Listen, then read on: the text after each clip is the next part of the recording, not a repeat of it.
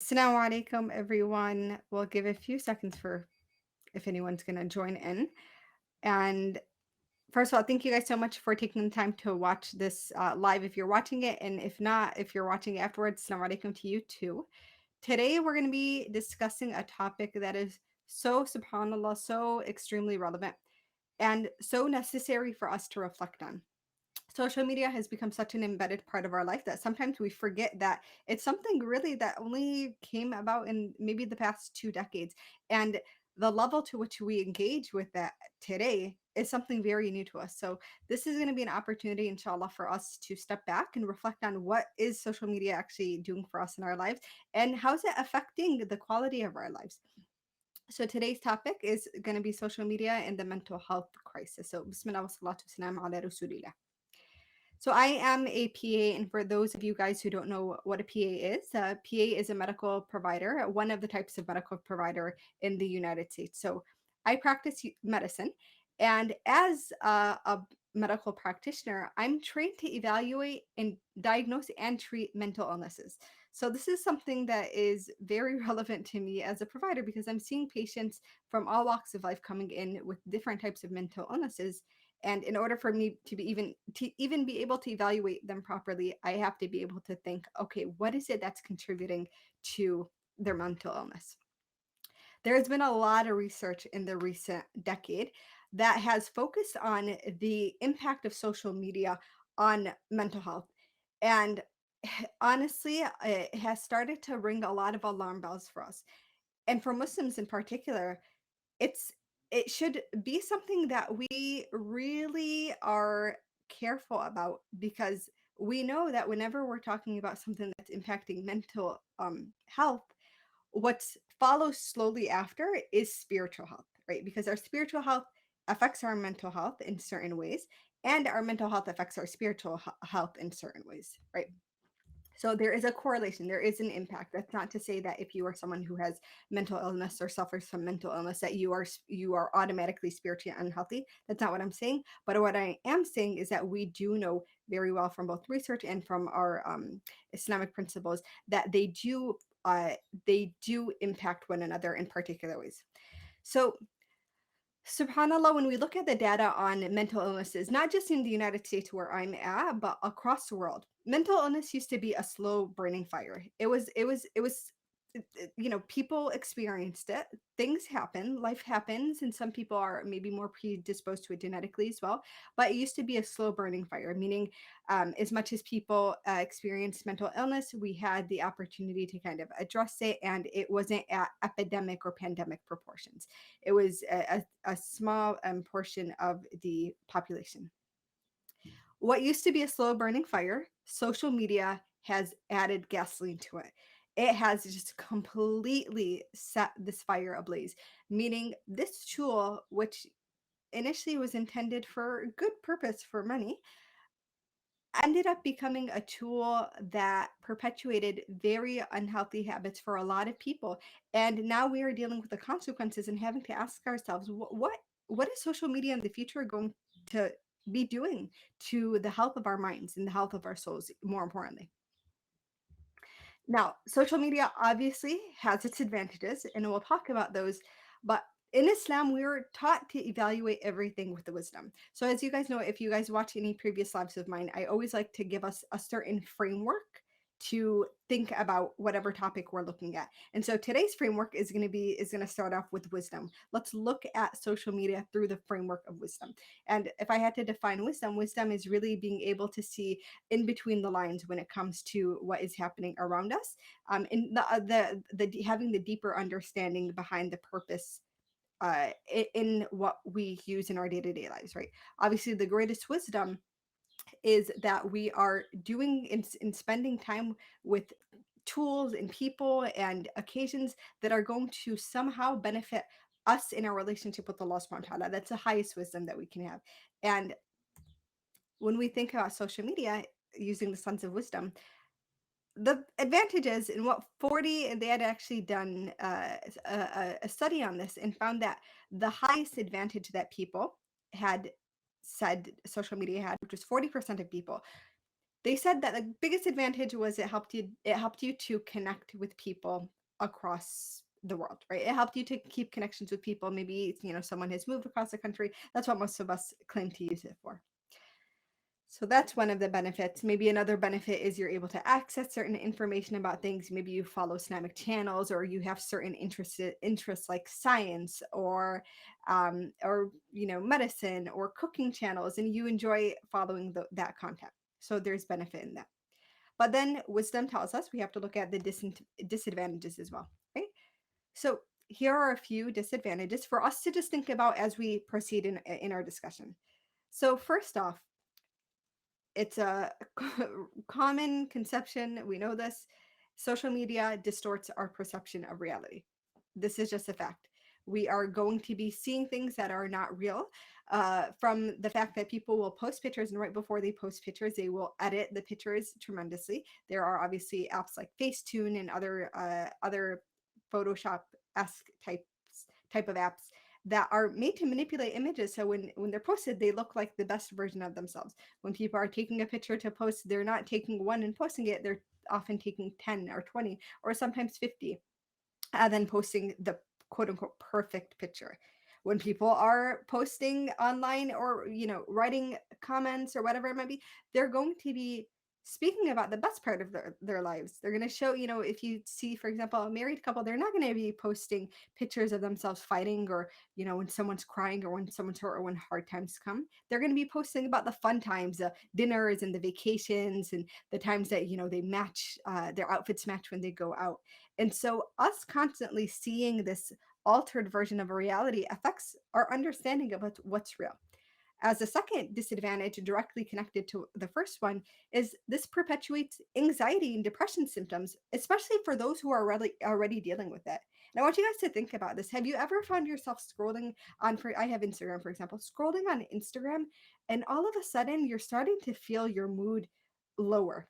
You're starting to kind of feel like maybe this little air of sadness, or maybe it's not full sadness, but it's discontentment, and you're kind of like, where is this coming from? Subhanallah. That is the reality of when you're seeing the highlight reel of other people's lives. And then, an automatic thing we're going to do is compare that highlight reel to the struggles we're dealing with in our lives, and that can activate depression symptoms very easily. And then again, if you're already predisposed to that, it can make it even worse. As for the anxiety piece, one thing that social media has done that previously we'd never had to deal with is social media can also force us to be constantly viewing the bad and the evil of the world. Now, awareness is always good. I'm not someone who says, turn off the news and don't look at anything. We need to know the types of oppressions that we're dealing with in the world. We're Muslims. We're supposed to care about that. We have to care about how we enact justice in the world. And to do that, we need to be aware of what the problems are.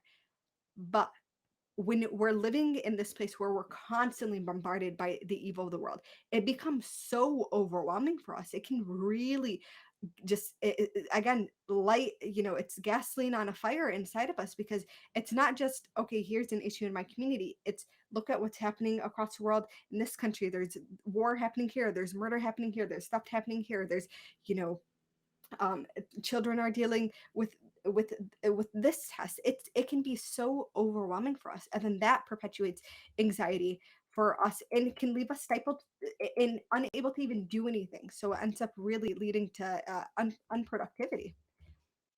The other thing, and this is something that there's a lot of research that's been done on this from a neurobiological perspective. Social media promotes addictive behavior, especially in young people. And when I say young, I'm not just talking about 9-year-olds, 10-year-olds, I'm talking about early 20s as well. In young people whose prefrontal cortex, i.e., the very front portion of your brain, where the ability to manage impulses, it affects them because that's not matured yet. And so I recently heard, this was actually a really helpful metaphor to use, but social media, right? The actual apps, the companies will hire engineers who specifically study addictive and gambling behaviors, okay? So that they can take this app that we use and incentivize us to use it more and more and more. So this addictive behavior is you have people who are taking the research and taking the marketing and then literally engineering an app to play on that for us. And someone said, and obviously gambling is hot on for us, right? So I hope nobody knows what this experience is like, but I'm sure you can imagine it, as gambling is an extreme addiction for a lot of people, one of the top addictions in the Western world, especially. This a researcher on social media addiction had essentially said, imagine going to Las Vegas. And for those of you guys who are not from the United States, Las Vegas is essentially the gambling capital of the United States. People will literally take vacations there to go to the casinos and gamble. Imagine someone going to Las Vegas and they're playing the slot machine. And those of you guys, put money, you pull the lever, you see what you get, and you hope you're gonna get money back. It's a low level gambling for a lot of people because you're not putting a lot of money in, but it is extreme. Again, it plays on that dopamine rush. He's like, you go to Las Vegas, you play that game, but you go home. Now imagine taking the slot machine with you and you're constantly pulling that lever. He said that is a level of addiction that social media can cause for people. And when you think about it, I mean, it's not that hard. Hey, I have my phone right next to me. Like, it's not that hard to imagine. Think about when your phone goes off or you hear a buzz, or I don't know if my ringer's off, so my phone will only vibrate.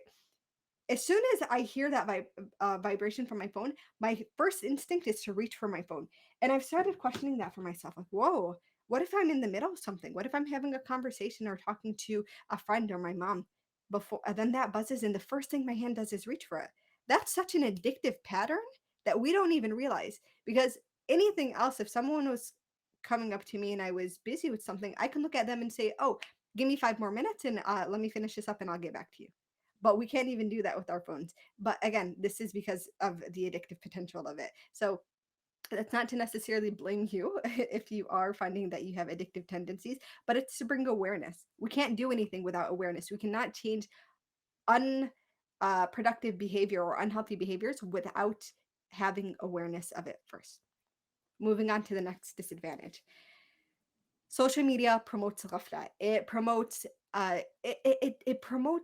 our distraction from Allah subhanahu wa ta'ala. And most obviously, it is a huge time waster. It promotes wasting time. The Prophet sallallahu alaihi wasallam, honestly, I think about this and I think about how disappointed he would be if he knew, and I'm saying, you guys, I'm saying this to myself included, if he knew how much time we spent on social media just for the plain fact of having entertainment. Imagine him thinking, whoa, we're living in 2020, whatever year it is that you guys are watching this in. And we have so many time saving technologies, right? We have computers now. When we want to study something, we don't have to go travel to another region to access a library to find the book on this particular topic. We can just Google it. Right, we don't have to sit there and plant our own wheat to make bread. We could just go buy it from the store. Imagine if the Prophet ﷺ knew how much we have that saves us time, and then with all of this free time, what do we do with it? Back to the point of awareness, right?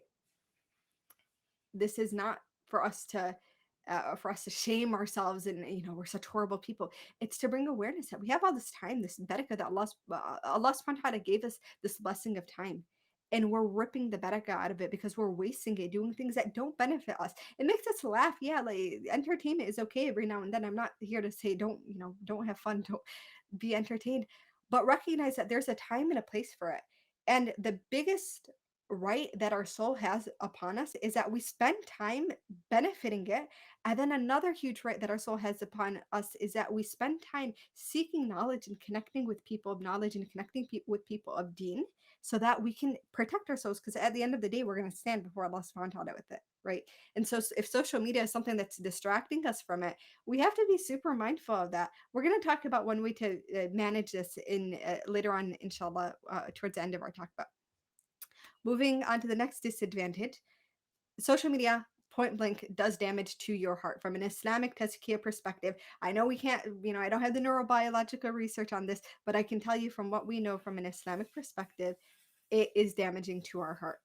Even the reminders that we're getting, those constant, healthy, good reminder, maybe you're following an Islamic channel, whatever it might be, those reminders are coming in little blips. They are not knowledge, they're not solitude, they're not time spent with Allah subhanahu wa ta'ala. They're good reminders. I'm not saying unfollow, but I'm saying let's shift our energy and our perspective to wanting more for ourselves when it comes to benefiting our hearts, and keeping an eye on what are we using to as excuses to keep ourselves on social media when we could be using something better. By the way, guys, if you hear any noise in the background, someone is just mowing mowing the lawn outside. So the last point that I'll make before moving on to talking about some of the research on social media and mental health is social media. One of the worst things it does, in my opinion, is it normalizes sin and it normalizes lack of adab, because that's what gets views. You don't sit there and watch, the super when you think about what's trending on TikTok. What's trending on TikTok isn't usually like Islamic reminders and things about how to, you know, better ourselves. It's things that will make us laugh, or things that will make us, wide-eyed and ooh, this is so interesting. And a lot of times those things include sin and include rudeness. I think about some of the prank videos I see where people are just doing some outrageous things to strangers on the street, strangers in grocery stores, and it blows my mind, because I think, subhanallah, if someone did that to me, if I was a person being pranked in that video, I would feel so uncomfortable having a camera in my face as someone tried to make a fool of me. And yet we watch that and we laugh as if that person on the other end of it doesn't have feelings, as if that person doesn't have emotions, right? Oftentimes when things trend and we're laughing at them, we don't think about the fact that that was a person that didn't necessarily consent to being filmed and didn't consent to going viral on the internet. Think about if it was your mother or your father or a sibling or someone you loved who was being made a fool of, right? And so that's the lack of edit. That's not something that we're supposed to be comfortable with. And yeah, I say it for myself. I see those videos and sometimes I laugh, but I have to remind myself that that's not normal. A Muslim is not supposed to look at that and find that to be normal. We should step back and be like, whoa, what are we what honor are we actually giving to people in situations like that? We're not. We're taking their honor away from them when we do that. We're dishonoring them. So moving on, the big question: does social media lead to mental illness? Again, I studied medicine, and you have to be super careful about how you word conclusions in research. So I can't say social media equals mental illness. That's not necessarily the case. There are going to be people who use social media responsibly. There are going to be people who know how to manage it and it's are able to manage its mental health effects. But what I can say is, for the overwhelming majority of individuals who are using social media, young, mostly young, but also old, is it makes you more vulnerable for sure to mental illness, or it exacerbates what was already there. So if you maybe already had, let's say, maybe it's diagnosed or undiagnosed, but you had some sort of mental illness, it's going to make it's again gasoline on the fire. It's going to make it worse. But maybe you are kind of riding the edge. You have a few coping mechanisms or things that are buffering the effect of mental illness for you. It very well can be the thing that pushes you off the edge into mental illness. And when I say mental illness, by the way, guys, going back to the fact I am a medical provider, when I say mental illness, I do not mean symptoms of mental illness. I mean actually diagnosable mental illnesses that have an impact on our daily functioning. Uh, Depression is not a mental illness, it is a symptom, it is an experience we have. Major depressive disorder, right, is a mental illness. So there's a difference. So I just want to put that out there. One thing that is actually interesting, if you kind of keep up with the news, is Facebook and Instagram and TikTok and other social media platforms are actually being put on trial in front of Congress. And again, for those of you guys who are watching that might not be from the United States, Congress is United States Parliament, essentially. It's being put in front of Congress in trial because we are recognizing that the overwhelming use of social media and the lack of regulation around it is really affecting our public. It's becoming a public health crisis. It's affecting our self-esteem, it's affecting our sleep patterns, it's affecting our socialization, the way we interact, the way what is considered normal in society, our real-time connection with people. It is ending up being one of the best ways for predators to find victims. um, it is a primary opportunity for grooming for young people. again, sorry about the sound in the background if you guys are hearing it. The FBI at this point, and again, which is a Federal Bureau of Investigation in the United States, cannot keep up anymore with the level of pedophilic grooming, i.e., um, individuals who are adult age grooming young children, it's majority young girls, to essentially sell into human trafficking.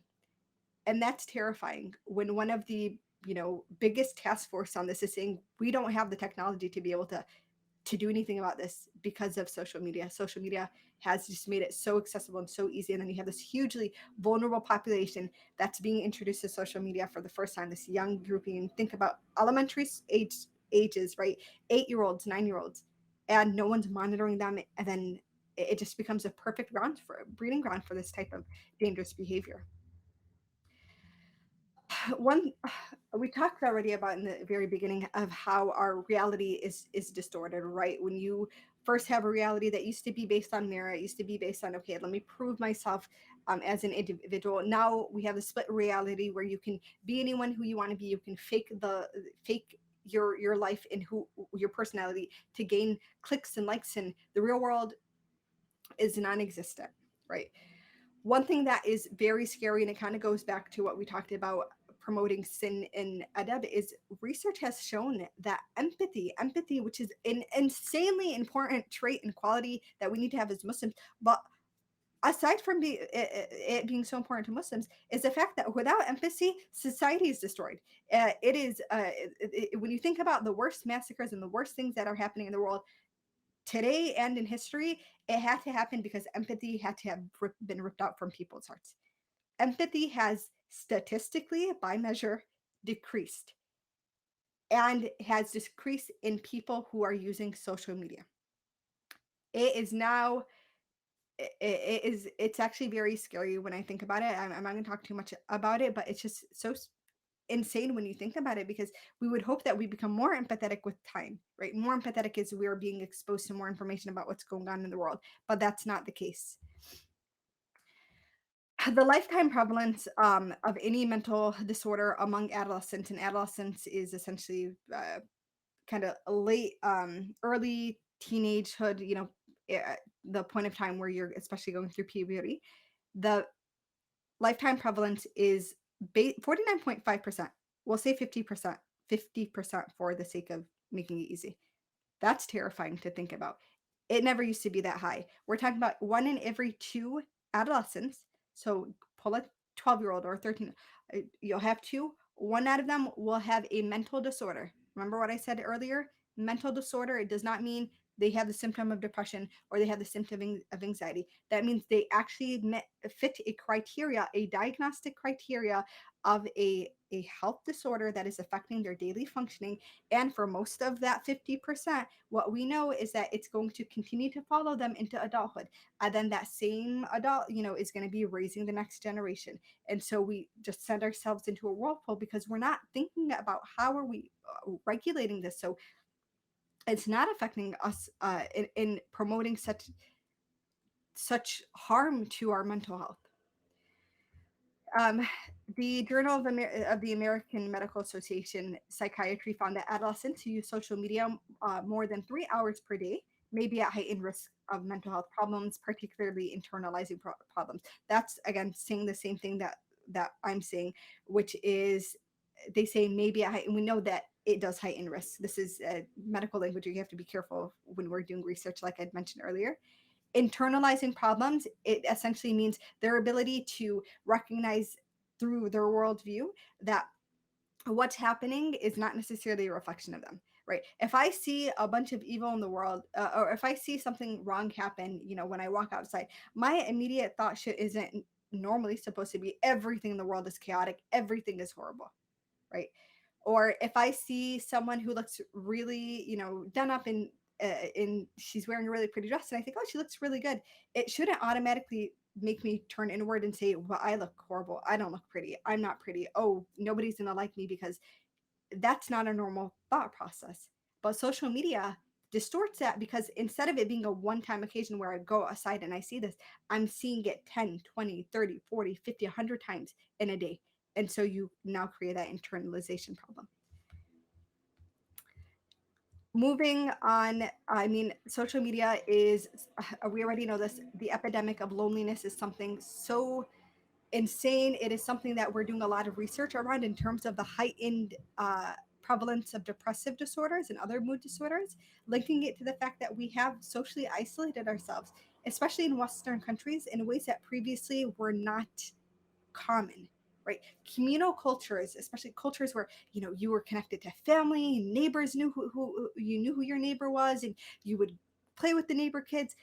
That is slowly being done away with, and as a substitute, because we're human beings who need social connection, when what we previously were using is no longer there, well, we need to find a substitute, or we'll literally go crazy. And so people have found a substitute in social media, but social media is never going to be a replacement for actual human connection. So the epidemic of loneliness is something that's going to continue to spiral out of control.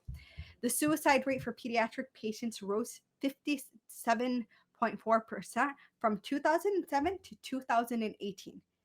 That is insane to think. And again, this is another thing that's being linked to social media use, because the ability to bully a child into suicide is so much higher when you have a tool to do that. Where it used to be that you would go to school and get bullied, and then come home, and there would be some sort of you know retreat from that harm.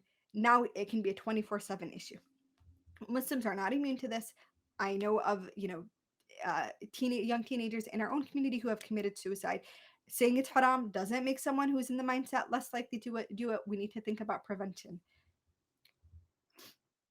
So now that we've talked all about this, we have kind of a short few minutes left, but I want to talk about practically what is it that we can do to actually benefit ourselves and protect ourselves from the harms of social media. Those disadvantages can go on and on and on. I'm not saying you have to delete your social media, but we need to again use the framework of wisdom to think about what can we do. So here are a few things that I've kind of come up with or seen the research promote that can help us to monitor and manage our social media use and help mitigate the effects or the negative effects that it would have on our mental health and then on our spiritual health as well. The first thing I will say is I highly recommend that you take regular social media fasts. Start tuning into yourself. When you're noticing that as you're going through, you're finding yourself anxious, or you're finding that low mood starting to creep up, or maybe you're finding other people doing well and you're starting to feel jealous. That's a very scary thing in terms of diseases of the heart, from an Islamic perspective. We're starting to, maybe we see other people doing well and we love that they're doing well, but then it makes us feel like we're not doing well. That's leading to ingratitude, which is also very scary. So taking regular social media fasts, post, hey guys, I'm going to be off for a month, or I'm going to be off for 2 months. I would recommend an extended period of time, not just 2 weeks, because it actually gives our brain time to recover from the addiction portion of it.